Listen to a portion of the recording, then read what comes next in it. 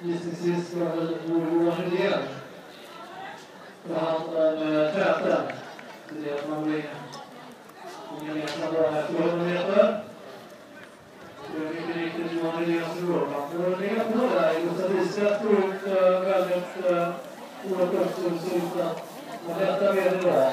Man har nu intressen från Huddinge sida i form av Tobias Ekhammer som ligger på tredje plats.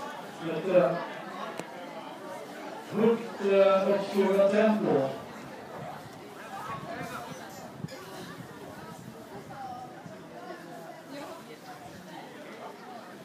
Nu ska vi se, vi har verkligen klockan i kvart, men det ser ut som att killarna har gått ett bra tempo eftersom vi går ut på 53 ungefär på första varvet. Ett väldigt fint tempo.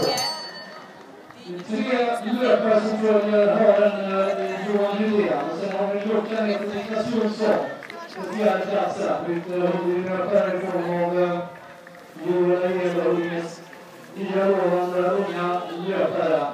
Sedan tar jag Tobias Ekhammer gå upp och släpper till luckan som uppstår efter det att Johan Rydén har klivit av och vi ser att Tobias står väldigt starkt också i kurvan. Gustav Wistedt jobbar nu för att hålla kvar kontakten med Tobias, men Tobias ser ut att få en liten lucka.